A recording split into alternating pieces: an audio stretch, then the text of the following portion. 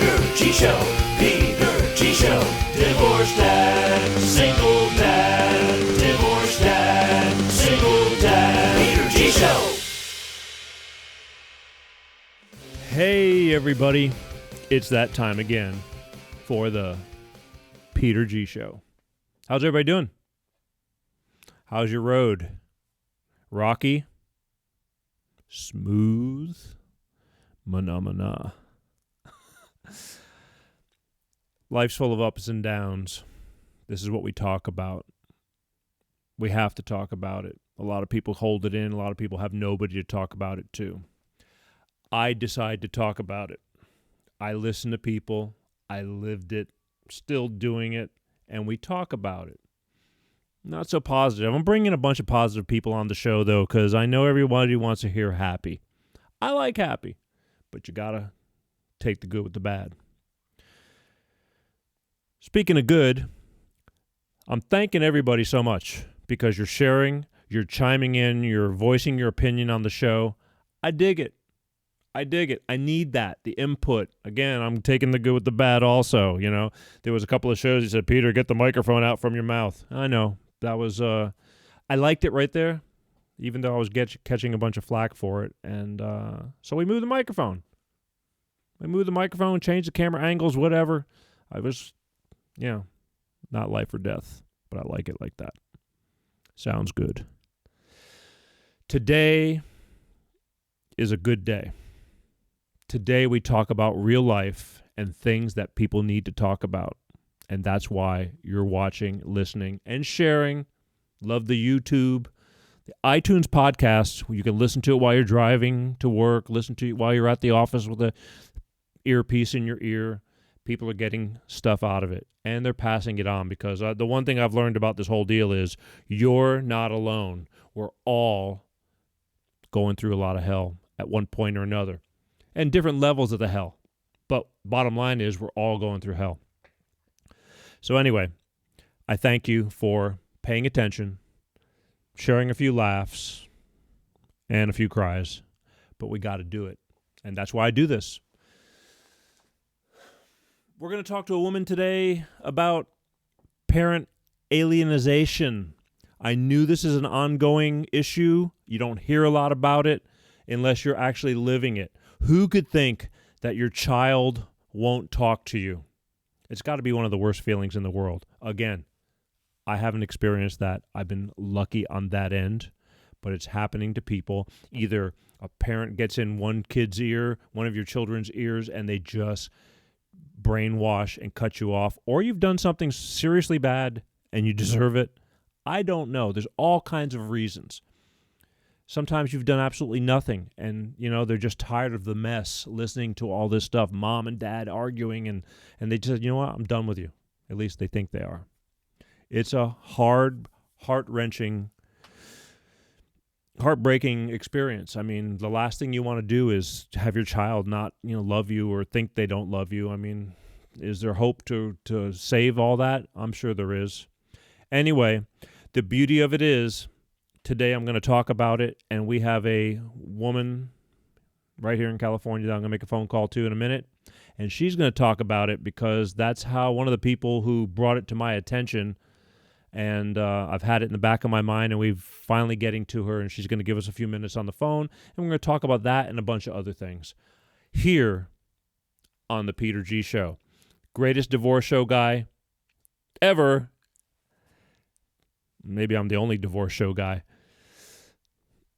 But I know I'm a divorce show guy, and again, pro women and men. Don't categorize me. I back the women and I back the men. Who I don't back are the slackers, the people who don't do anything and expect everything, okay? If you're a shitty parent, I'm all over your ass.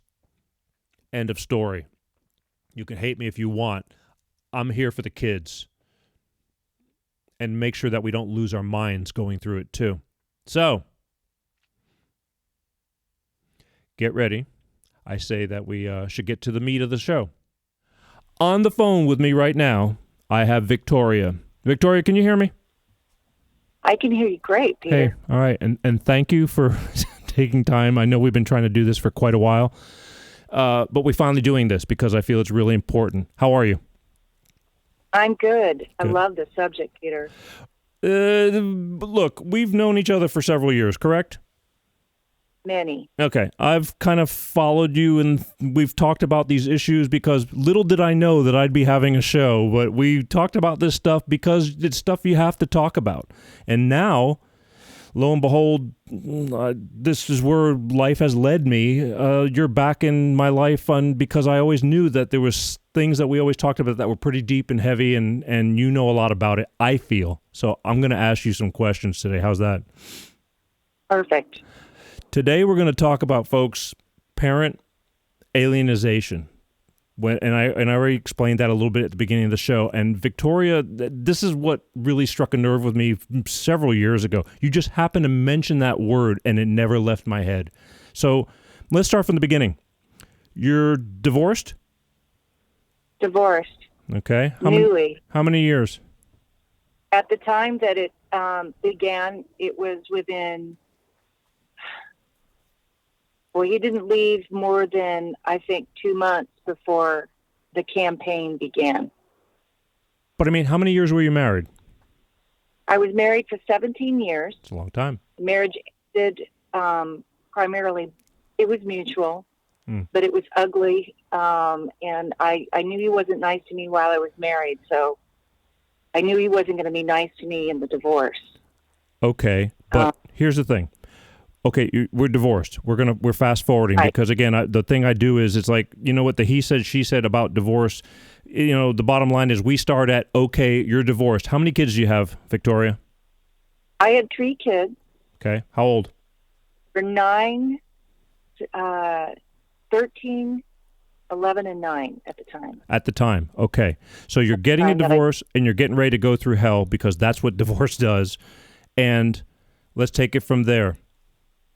I mean, okay, so the scenario that one is an angel and the other one is a devil, we both know that's not the truth. right. But I knew to keep my mouth shut because I knew the family dynamic. Yeah. So I didn't cause trouble. It didn't matter. Because when you alienate children, your focus is not on your kids. First of all, that's the one thing I want to say about this subject.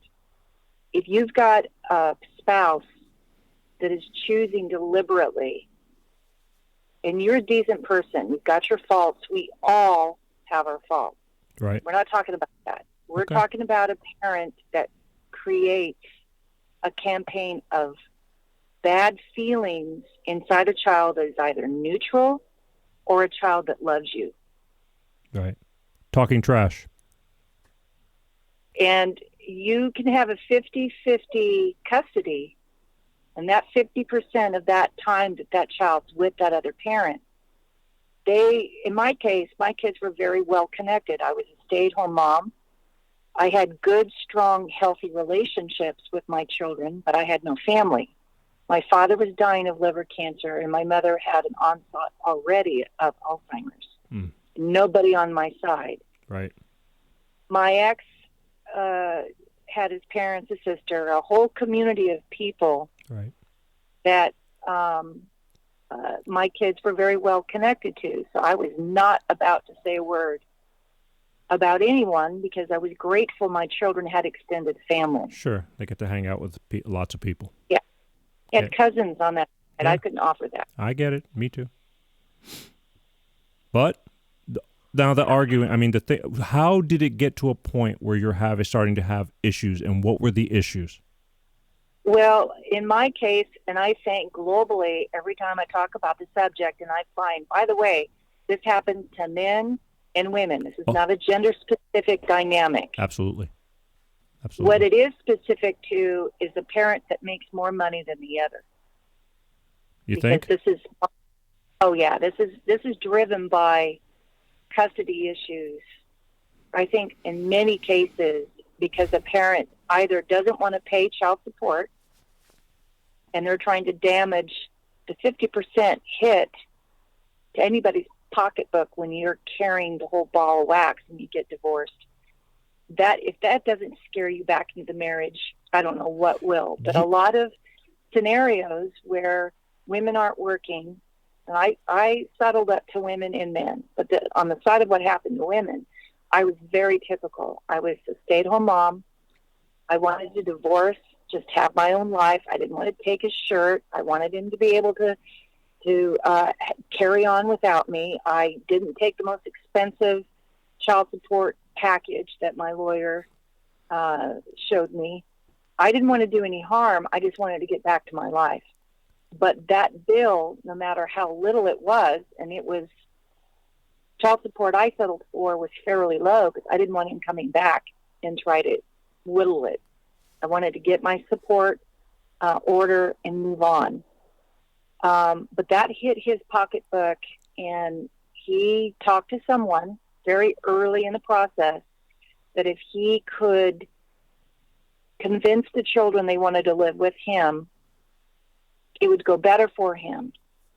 Because I knew it wasn't driven because he wanted time with them, because he just wasn't an attentive father. He didn't spend time with us as a family before the divorce, and I knew that the kids were not going to get that kind of devotion after the divorce. So in my case, because of that, because of the type of father he was during the marriage, I knew that his desire to change the way my children perceived me from a stable, loving, connected parent to a mother that was on prescription drugs, this is what I was accused of, that I was crazy, and that I was emotionally unstable. Were you? So, and these are common. By the way, those three things, drugs, addictions, crazy, and very specifically depression medicine, she's on prescription drugs. And when someone accuses you of any of those things, the insidious part of parent alienation is that anything you do or say to defend yourself, it only makes you look more crazy. But here. Let me ask you a question, because, again, if he decides to have the kids come live with him and he poisons them with stories or whatever, then he's got to spend more time with them because they're living with him. If he's not the father, how does he juggle that? Well, in my case, he had an extended family that were rolling their eyes every time I ever said anything throughout the marriage. So my credibility was compromised prior to the divorce. That's not uncommon. Yeah. A parent that's alienated was the precursor to the alienation with how they were respected before the divorce. It's a huge indication that that's going to be a pathway for favor. And a lot of parents know this gig. You just see your children caught in the middle. Yes. They're stuck with both parents. It sucks for them either way. Yeah. They love you, but time they step up and defend you, they're pounded on.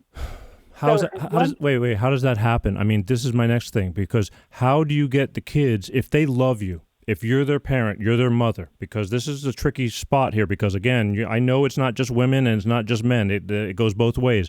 But there's got to be something that the kid, because they have a conscience too. It's like they can't just not talk to you if they love you and want to be with you. How does that happen? At least for you on your end. It's simple, Peter. I remember standing behind my 13-year-old with the grandmother behind him, screaming at him, "She doesn't love you. She's crazy." And my 13-year-old looking at me, I got to go spend a week with grandma and dad, and looking at me like, I just got to keep my mouth shut. I have to keep the peace. It starts there.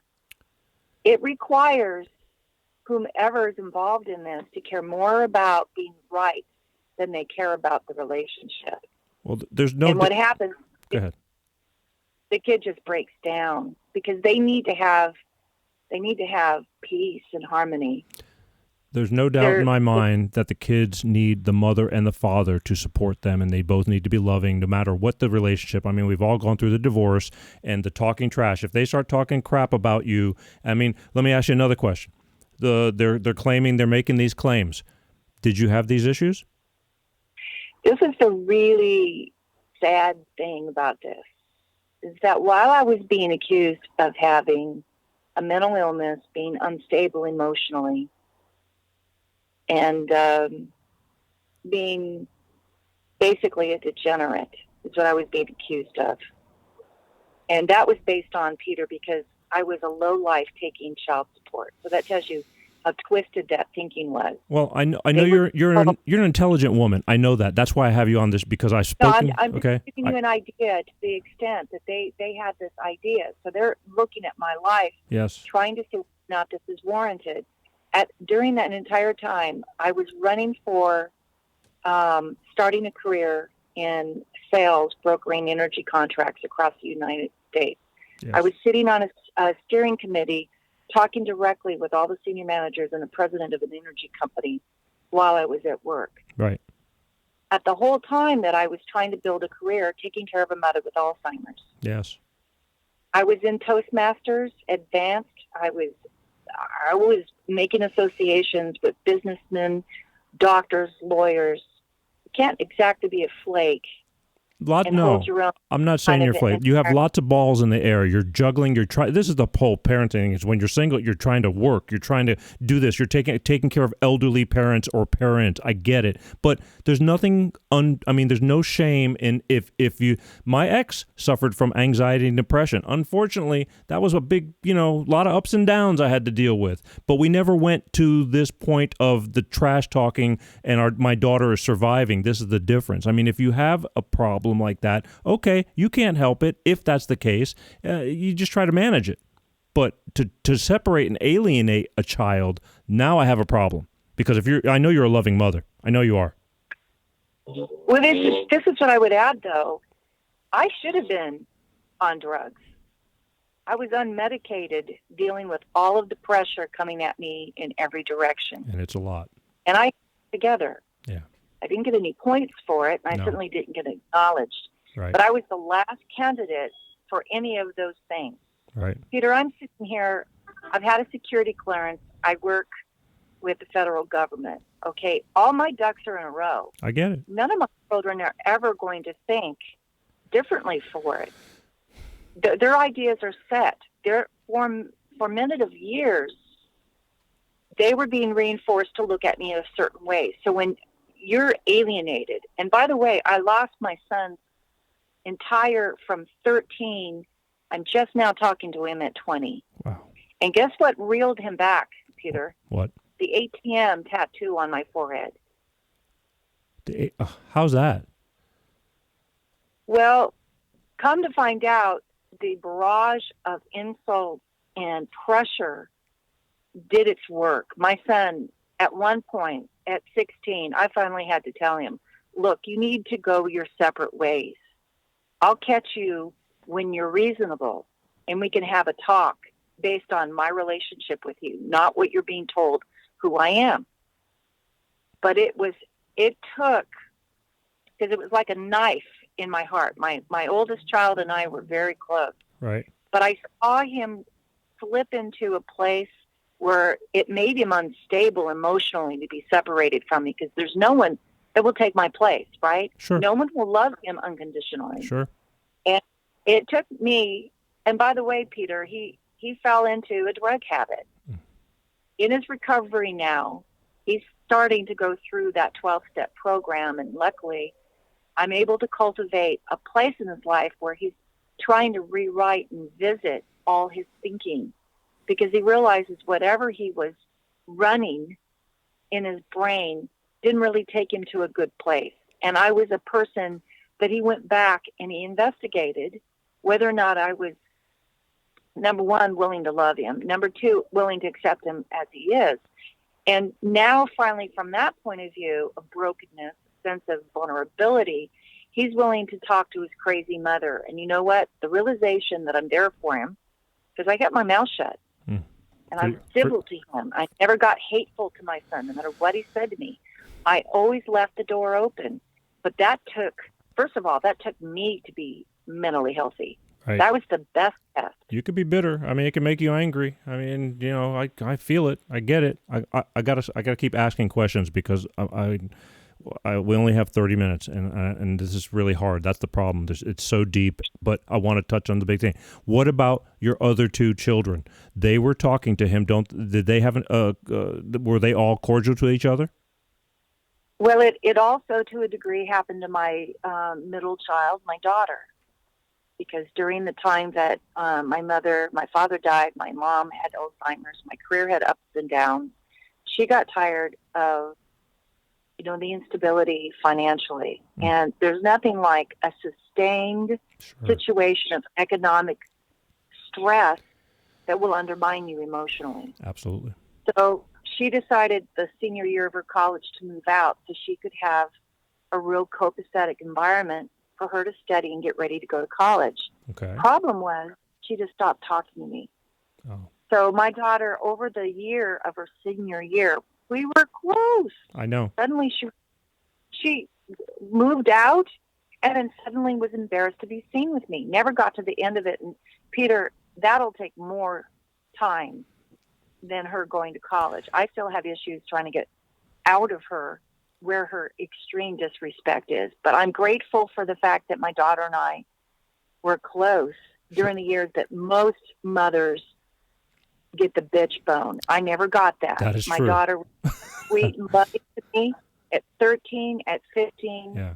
Her ugliness came at me in her senior year at 17. So I feel pretty lucky. Okay. I mean, she'll come around again. There's no doubt about that. We all do, hopefully. But were they talking to your son and saying, hey, how come you don't talk? At the time when everybody, 2 out of 3 were doing fairly well. I mean, dealing with it. Nothing is fairly well. The whole situation's screwed. But for the situation, did they talk to him? What happens, though, I've never seen a child that had a parent alienated from them that did well. Yeah. That's a scary thing. This is what I'd like to say. If you're a parent out there and you're having your child turn their back on you, just hold your own and suck it up. Because for as much as you're hurting, their pain is long-term. Because they're formulating how they're going to look at relationships for the rest of their life. Oh, and I've never met a kid that went through this that didn't go through years into their 20s needing to sort it out. Right. It's a big, horrible thing to do to a child. Yep.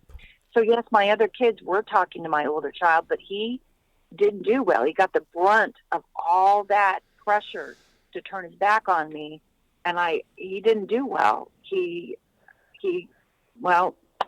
Yeah, I get it. I wasn't there. I know.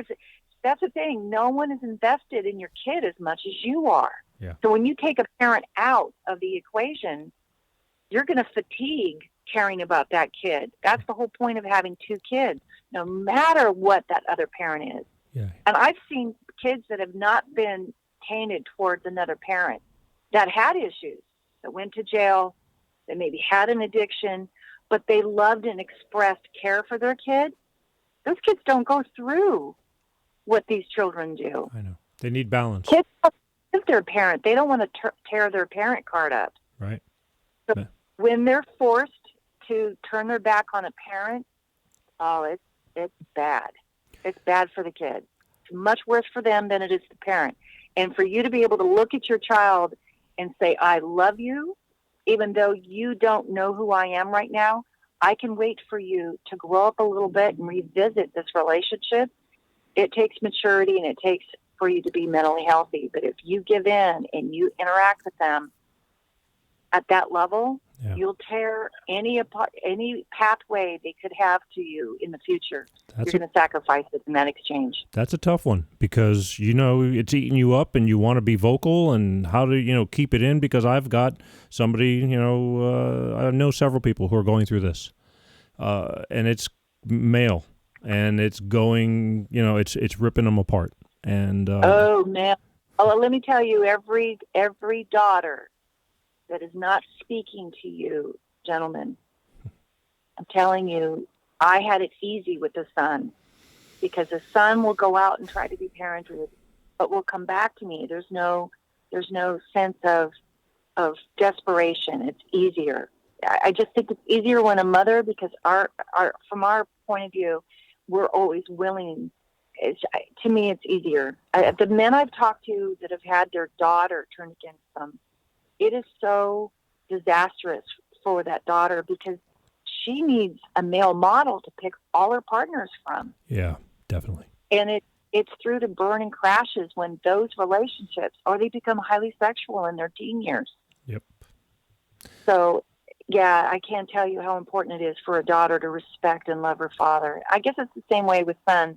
But boys are socialized differently. Girls, that's a big, huge hole. It's a big deal. I mean, there's no doubt that they both, male or female, but you know what? I'm so sick. I'm not sick of hearing. There's so many women, grown as well as young, with daddy issues, and it tears me apart. And I swore, and this is again why I'm on this soapbox, that I will not have a daughter with daddy issues. I've stopped everything I've done to make sure that I'm around, to make sure that regardless of all the screwing up that we did, she's pretty stable. And again, mine's wired a little bit differently, and I always say that, kids, every single, you have 3 kids, I'm sure they're all 3 are different.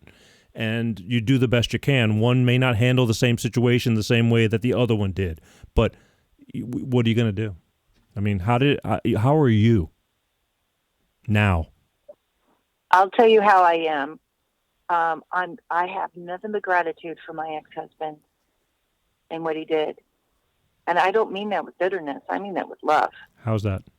Nothing but love for his mother and for him, because what they did was make me a remarkable woman. In a screwed up kind of way. I get it.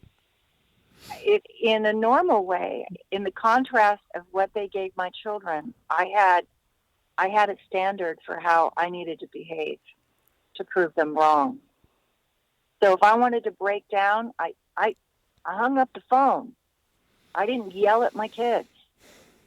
I didn't let them have it.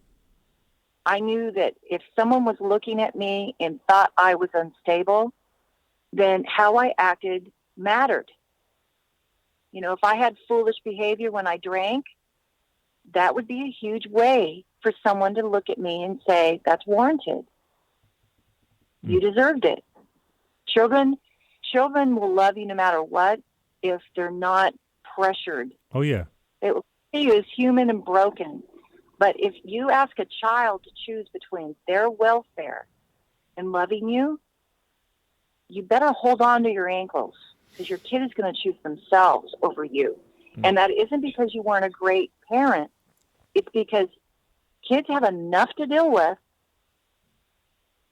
certainly in their adolescence, pubescence, to keep their head straight, than to make you feel like a loved and successful parent. You've got to do that for yourself. Okay. That's what I did, and how I am today. I look at my son and I go, I did a great job. Too bad he was gone. He took himself out of my influence. The kids that stayed in my influence, they're flourishing. And I look at everything and I'm grateful. You can't get those years back. I mean, unfortunately, they're gone. You're doing the best you can, and I'm getting the bat signal now because we're down to 5 more minutes. But here's the thing. I wouldn't, I know that what I went through has changed me, and maybe for the better, like I've learned, but wouldn't you have rather not had to go through all that shit? Really? Yeah, well, this is the thing. I believe in the power of attraction. Beautiful thing. Because if you really know anything about it, you have to take responsibility. I drew it to me. I attracted that man. Okay. I married his family. I attracted it. Okay. I take responsibility. I know, but still, I mean, it takes 2, right? Yeah. It's not just him. It's not just you. Peter, you give up your power when you take that position. A better way of saying is that, you know what? At one time, I loved him. And at one time, I thought it was a good idea to have children with someone I knew when it wasn't quite right. Yeah. And I ended up a parent at this age with this many kids, and I'm this compromised. And it's all up to me. And you just do the best you can. Okay. And I'll tell you, you have a lot more power in saying, thank you, you made me a better person, than saying, F you. Oh, I get it. I don't think the person you made me into. Let's fast forward. The here and now. Now, how many years you down the road? Are things leveled out now, kinda, despite the issues? Oh, kinda. They absolutely did. 7 years. Yeah, it's a long time. I took myself out of child support. made him a much nicer person. Right. He pays me very little. I only have one child, the baby with me now. He's 16. Right. Having a time with him. Sure. I take him when he wants to be with me. He comes to me. Right.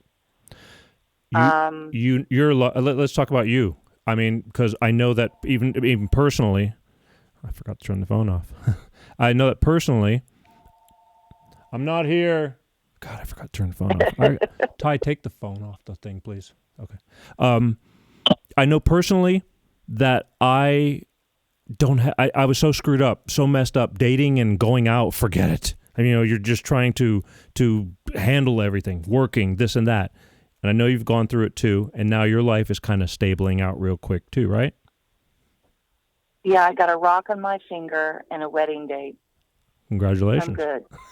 Well, you are, you're still a young woman and an attractive one, and there's somebody out there for everyone. But when you're going through all this stuff, you can't think straight. You're no good to anybody unless you're good to yourself first.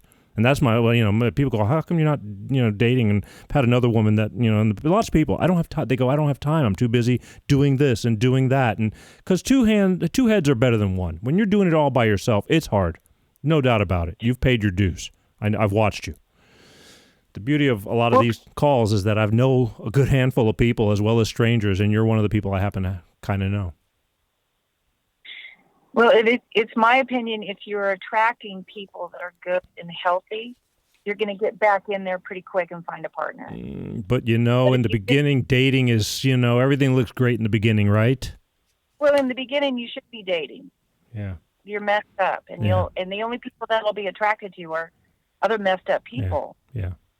Well, that's been a proven fact, too. People jumping out of the frying pan straight into the fire, divorcing, leaving, and going through a relationship, and your kids have to watch that stuff, too. And how friggin', embarrassing is that? I mean, your kid has to, learn mom or dad's just jumping from one to another, to another, to another. Look, my kids, first of all, you don't want to get into this subject with only 5 minutes left. No, we're down to a minute, my dear. I'll have to get you back. Hit it real quick. Well, I'll say this. Okay. In the beginning, if you want sex, just get sex, but do it when your kids aren't with you. Exactly. Your children don't need to see somebody's boxers coming out of your bedroom. That's right. Right after divorce. We've said that a million times. Keep it private. Yep. When you got a keeper, make sure you know who they are before you introduce them to your children. And you can do whatever you want. I know. It's none of your kids' business what you do on your time. A lot of people are stupid, though. They just don't think it's that big of a deal, and it's a huge deal what your kids are taking in. Huge. If a person is doing that, Peter, they just didn't suddenly become insensitive to their children. That's who they are. That's who they are. They're not fans of the show either. That's the last thing a pubescent boy needs to see is the last thing that a pubescent daughter needs to see. Oh, yeah. Some guy coming out and your daughter's like, Mom's got another boyfriend. Neither one of them need to face you in your sexual evolvement after the divorce. You're dismantled. Yep. And it's normal that you have to put it together, but put it together so that your children can see you with dignity. They don't need to see you less than. They're dealing with their own emergence of their sexuality is coming to their awareness. I know. They don't need to deal with yours. They don't. You learn what you learn. That's the problem. It all trickles down. Yeah. Here's the deal. I am now getting the finger from my producer because I won't stop. And I just put 2 more minutes. Okay, just 2 more minutes. So anything to wrap this up, because we will talk again. I want to put you on when we do live a shoot or something when I have a little more time, but it's hard. I rather do lots of little segments about things than long drawn out ones because life is just fast. I felt this was very necessary. Anything that you are either proud of or want to say real quick in about 30, 45 seconds. I would say that you have no power in the past. Don't try to recreate it. Don't try to remember it, because you can't remember the factors that made you want to do what you did. The only thing I did was focus on how could I rebuild a relationship with my kids fostered on good feelings and not giving them the responsibility of making me feel good. I did that on my own. So anything I did in the now. It's never too late. Never too late. Have you Right. thought about what you remember Yeah, when you were 10 with your mom? absolutely. Most of us, but we'll remember what we did when we were 15 and 20. It's not the amount of memories. It's the intensity of the emotion of good feeling you experience with your kids. So go out and have a good feeling memory today. Start today. Let me ask you one more question. Did you have any support while you were going, like any friends or anybody, or did you have to tough this on your own because you just didn't have anybody to lean on? No, Peter, I never had family. And the Friends? one friend I had was going through the same thing, and I couldn't lean on her. Okay. I went to church. Okay. That's where I went. And I don't mean like in a church with a steeple. Right. I went to church on my phone. I listened to Abraham Hicks. Long story on that one. Power of Attraction. Okay. Huge heal for me. All right. So I looked a different way of looking at what the world was serving me. And that to me was comfort. Even though it was a lot of horse crap, Right. I took responsibility. That's what helped me. It's good to have a little bit of support one way or another, and if you don't, find a way. Hence this show, because there's a lot of people who have nobody to lean on, or people that don't want to hear it. Family doesn't want to hear it. You may not have friends. I was fortunate. I'll never stop saying that. I'm a lucky man. I had friends. I still do, and it's because I took care of my friends, and I semi-decent friend, and it all goes with you. But we all take it, luckily it didn't destroy you, because this is the problem. It can destroy you if you let it. So, Peter, I had friends, but I didn't have anybody that I wanted to burden. And by the way, there's a big misconception that if you dismantle and diagram every painful event in your life, that it gets better. it kills. That's not right. Yeah. That's a therapist will tell you. Yeah. That's why they're putting their kid through college, because you can't keep from not going there. Ugh. A good therapist would teach you to stand on your own and to self-heal. Most of us go back into the past where there's nothing but pain, and we get traumatized over and over again about those things. Oh, it hurts. The only thing you can do is to turn your back on the past. Seriously. Yeah. There's nothing you can do. You can only recreate what you want right now. But That's where sometimes, your power is. if you have a good therapist, I do believe that sometimes you need to be self-taught or be made aware of what's going on with you and to have a little direction. But it does hurt. I had to go to all those mediations, and I swear I'd walk out of that place like they just re-sliced open my wound and poured salt and gasoline on it. You'd be, Oh my gosh. Peter, I had a conversation with a guy that ran the entire psych department at Harvard. Okay, we sat and I just grilled him. Therapists do have a basic understanding in how they're educated, what their role is. Right. Okay, I'll tell you what a role of a therapist should be. A role of a therapist should teach you to love and teach you how to love.